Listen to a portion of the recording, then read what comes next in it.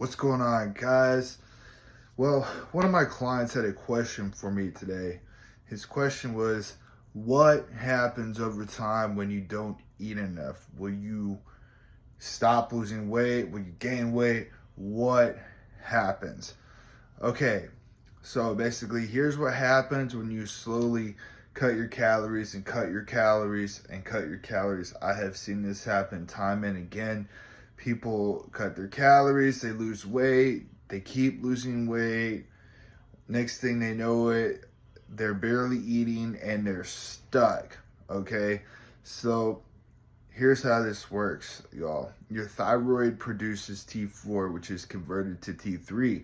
And this is actually what controls your metabolism. It controls your body temperature. It keeps you warm when you're cold, etc. Okay, it is responsible for your BMR. It's responsible for how many calories you burn during the day. It runs your body.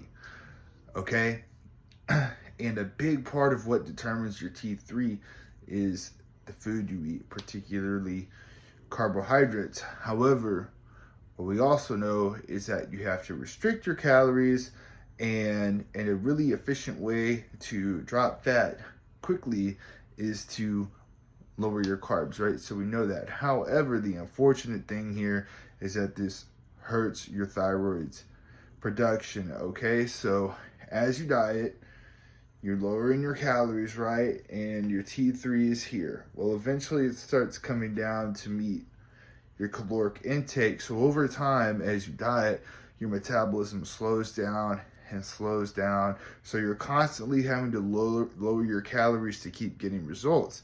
And unfortunately, the thing is, you eventually lower your calories so much that you just can't lower them anymore. And then that's when your metabolism is equal. And in fact, it might go down a little bit. So you might be eating 500 calories a day and slowly you're starting to gain weight because your body thinks you're starving and it wants to save everything because your thyroid has dropped your T4 production to basically help you survive and not burn off so much muscle. Okay, it's lowered your metabolism to help you function.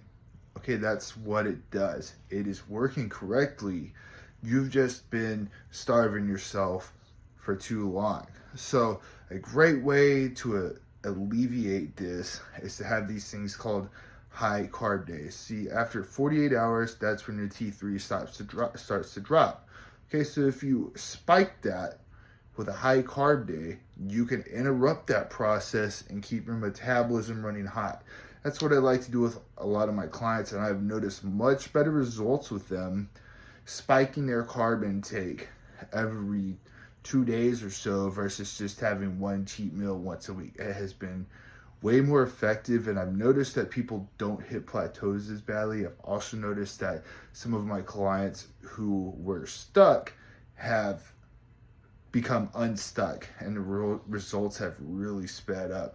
So this is a great way to prevent plateaus, is spiking your T4, aka your T3, and keeping your metabolism hot while during these other couple of days you're lowering your carb intake and your calorie intake. So you're really getting the best of both worlds.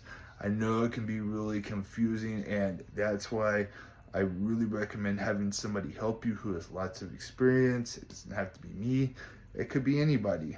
But the point is, guys, you don't want to just keep lowering your calories because over time, your body's going to adapt to that. You're going to stop losing weight. And in fact, you might actually put some weight on.